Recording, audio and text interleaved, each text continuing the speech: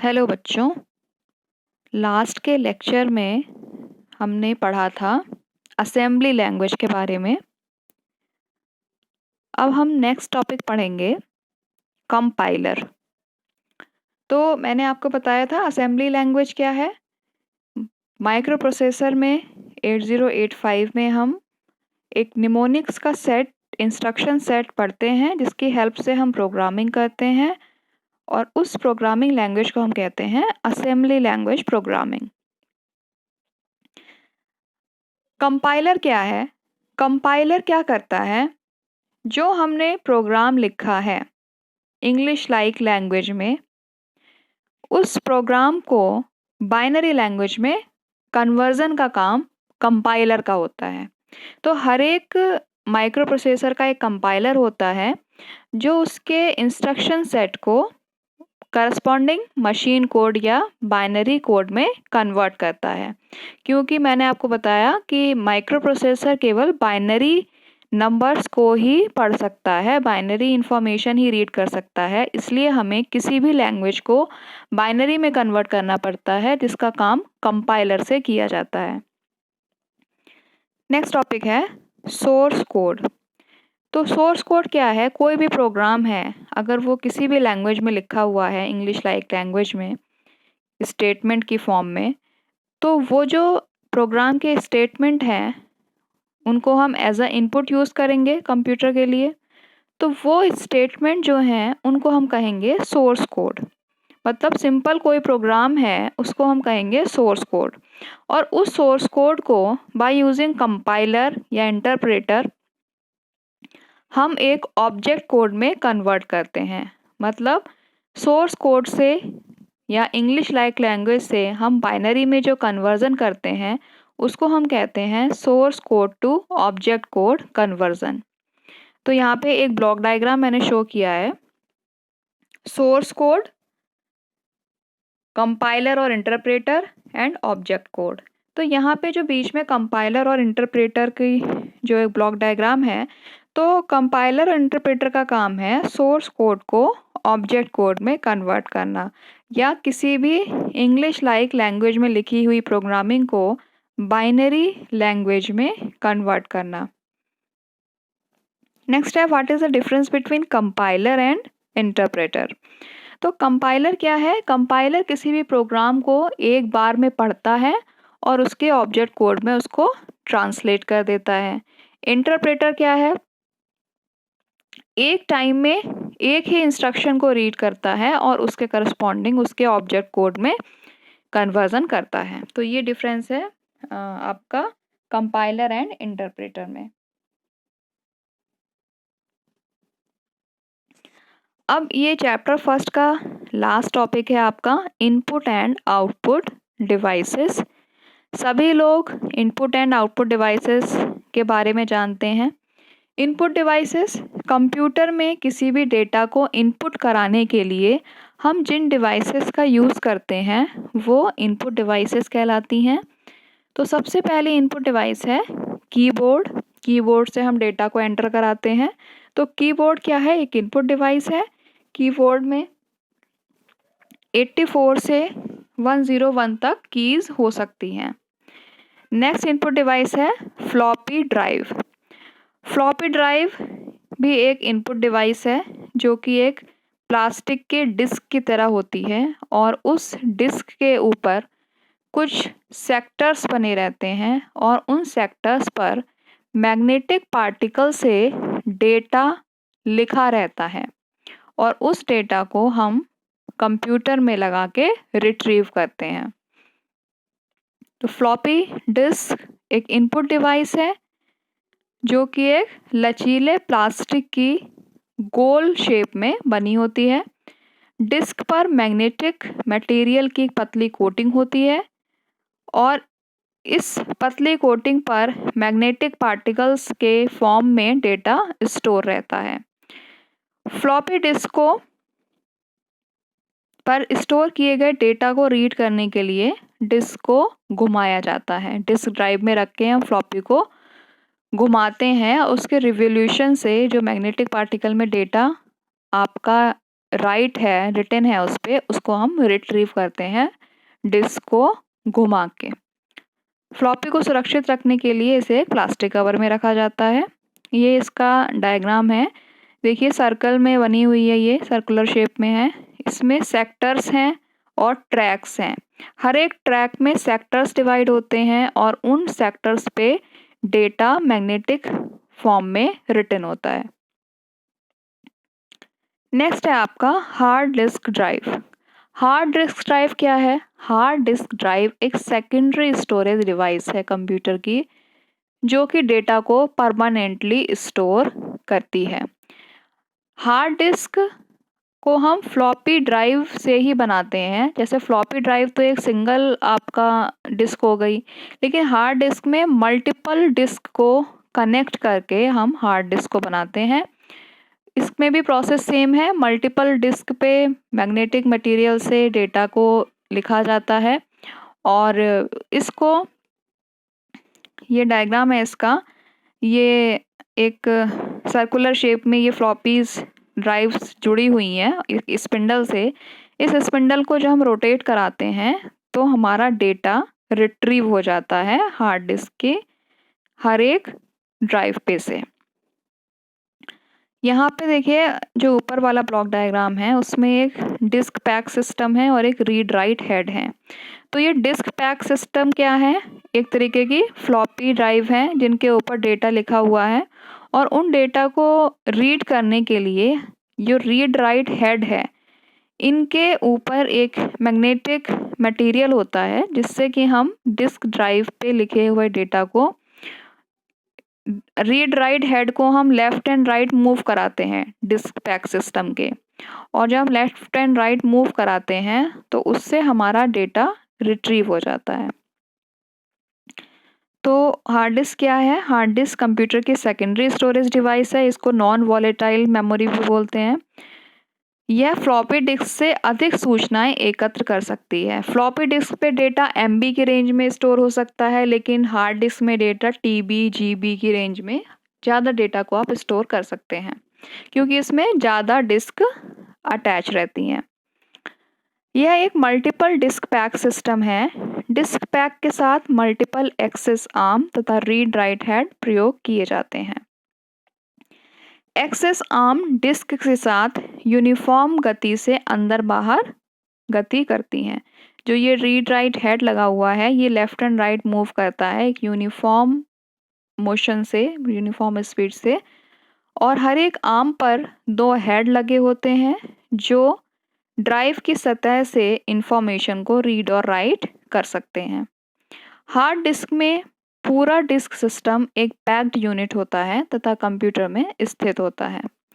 Hard disk की capacity 20 MB से 80 GB तक होती है। इसकी कैपेसिटी को हम इंक्रीज कर सकते हैं डिस्क ड्राइव की जो यूनिट्स हैं उनको बढ़ा के। कंप्यूटर में हार्ड डिस्क को घुमाने के लिए प्रयुक्त मोटर से इसे 3600 RPM पर घुमाया जाता है। 3600 RPM पे इसको घुमाया जाता है, बहुत तेज स्पीड से। 5400 RPM, 7200 RPM, इस तरीके से इसको घुमाते हैं। जितनी तेज स्पीड से आपकी डिस्क ड्राइव मूव करेगी, रोटेट करेगी, उतनी ही तेजी से आपका डेटा रिट्रीव होगा, और इसका मतलब ये हुआ कि उतनी ही तेज सिस्टम की स्पीड होगी। फॉर एग्जाम्पल, अगर कोई हार्ड डिस्क है जिसमें डिस्क की संख्या 5 है, 5 डिस्क लगी हैं, और उसमें हर एक डिस्क में 10 पेजेस हैं और 400 ट्रैक्स हैं। 5 डिस्क, 10 पेज, 400 ट्रैक्स और 50 सेक्टर्स, और हर एक सेक्टर में 572 बाइट स्टोर किए जाते हैं। तो 10 पेजेस और एक पेज में है 400 ट्रैक्स, तो 10 × 400। हर एक ट्रैक में 50 सेक्टर्स, तो 10 × 400 × 50, और हर एक सेक्टर का साइज है 572 बाइट। तो इस तरीके से जब हम पेज को ट्रैक से, ट्रैक को सेक्टर से, सेक्टर को बाइट से जब मल्टीप्लाई करेंगे तो हमारा टोटल हार्ड डिस्क की कैपेसिटी आ जाएगी। तो इस केस में 10 पेज की हार्ड डिस्क में आपकी कैपेसिटी आ रही है 102.4 MB। इस तरीके से हम किसी भी हार्ड डिस्क की कैपेसिटी को कैलकुलेट कर सकते हैं। नेक्स्ट है आपका टेप ड्राइव। टेप क्या है? टेप सिंपल आपने देखे होंगे, टेप रिकॉर्डर में जो होता था, तो उससे हम डेटा को उसकी फॉइल पे लिख के और उसको भी रोटेट करा के हम डेटा को रिट्रीव कर सकते हैं। तो टेप ड्राइव भी एक इनपुट डिवाइस है जिसके द्वारा डेटा को स्थायी रूप से स्टोर किया जा सकता है। नेक्स्ट है आपके आउटपुट डिवाइसेस। तो सबसे पहले आउटपुट डिवाइस है visual display unit. Visual display unit मतलब कंप्यूटर का मॉनिटर। कंप्यूटर का मॉनिटर आउटपुट डिवाइस है। कोई भी हमें आउटपुट जो डिस्प्ले होता है वो मॉनिटर पर ही डिस्प्ले होता है। तो कंप्यूटर की डिस्प्ले यूनिट को विजुअल डिस्प्ले यूनिट कहते हैं। इसमें मुख्य रूप से CRT होती है, कैथोड रे ट्यूब, जिसके कि आप पढ़ चुके हैं EIM में। कैथोड रे ट्यूब में क्या होता है? इलेक्ट्रॉन बीम होती है और इलेक्ट्रॉन बीम से स्क्रीन पे हमें किसी भी वेव फॉर्म का या किसी भी इमेज का पिक्चर हमें फ्लोरेसेंट स्क्रीन पर मिल जाता है। Visual display unit output device है। डेटा सही होने पर जब हम कीबोर्ड से कोई की प्रेस करते हैं तो हमें उसका डिस्प्ले विजुअल डिस्प्ले यूनिट या CRT स्क्रीन पर मिल जाता है। स्क्रीन का आकार 300 mm से 500 mm तक होता है। नंबर ऑफ लाइंस 25 होती हैं किसी भी मॉनिटर में, और पर लाइन जो करेक्टर्स होते हैं वो 80 होते हैं, और टोटल करेक्टर कितने हो जाएंगे? 25 into 80 means 2000। Next output device है प्रिंटर। प्रिंटर क्या है? प्रिंटर एक ऐसी डिवाइस है जो किसी डिजिटल फाइल को हार्ड कॉपी में हमें प्रोवाइड कराती है। किसी भी डिजिटल फाइल को हार्ड कॉपी में अगर हमें लेना है तो उसके लिए हम प्रिंटर का यूज़ करेंगे। प्रिंटर 4 टाइप के होते हैं आपके: कैरेक्टर प्रिंटर या drum printer, dot matrix printer, line printer and page printer. तो कैरेक्टर प्रिंटर और ड्रम प्रिंटर क्या है? इसमें क्या होता है, एक ड्रम के ऊपर जो हमारे अल्फ़ाबेट्स हैं, न्यूमेरिक्स हैं, ये बने हुए होते हैं, उभरे हुए होते हैं। जैसे कि आप मोहर लगाते हैं तो मोहर पे कोई भी चीज़, किसी का नाम है, वो लिखा जाता है, और जब आप उसको इंक में डिप करके किसी पेज पे लगाते हैं तो उसका नाम लिख के आ जाता है। तो उसी तरीके से ड्रम पे अल्फ़ाबेट्स और न्यूमेरिक्स को ऊपर की ओर उभारते हुए बने रहते हैं सारे अल्फ़ाबेट्स। तो इस प्रिंटर में हर एक कैरेक्टर के लिए एक प्रिंट एलिमेंट होता है। कैरेक्टर एक टाइप बॉल या पहिए जैसी वस्तु में गुथे रहते हैं। ये देखिए, एक ड्रम है, इसके ऊपर ABCD इस तरीके से लिखा हुआ है। तो जो भी चीज़ हमें प्रिंट करनी है तो वो एक हैमर होता है। वो हैमर उस कैरेक्टर पे स्ट्राइक करता है, और स्ट्राइक करने से पेज पे हमें करस्पॉन्डिंग कैरेक्टर का प्रिंट मिल जाता है। क्या है? एक व्हील है जिस पे कैरेक्टर्स बने हुए हैं, और इन कैरेक्टर्स पे एक हैमर स्ट्राइक करता है और हमको प्रिंट मिल जाता है पेपर के ऊपर। नेक्स्ट है dot matrix printer. Dot matrix printer में क्या है? जैसे ड्रम प्रिंटर में तो आपके कैरेक्टर्स बने हुए हैं, डॉट मैट्रिक्स प्रिंटर में यही कैरेक्टर्स पिन्स की फॉर्म में उभरे हुए होते हैं। जैसे कि आपने ऑल पिन लेके A बना दिया, ऑल पिन से B बना दिया, तो उस तरीके से ड्रम के ऊपर ऑल पिन से या पिन की फॉर्म में कैरेक्टर्स उभरे होते हैं, और ये कैरेक्टर भी एक हैमर के थ्रू स्ट्राइक करते हैं और हमें आउटपुट पेपर पे मिल जाता है। तो इसमें क्या है, इन प्रिंटर्स में कैरेक्टर प्रिंटिंग डॉट से बनाए जाते हैं। डॉट को 7x5 की मैट्रिक्स में पास पास रखा जाता है। प्रिंटिंग डॉट प्रिंट हेड में लगे पिनों द्वारा बने रहते हैं।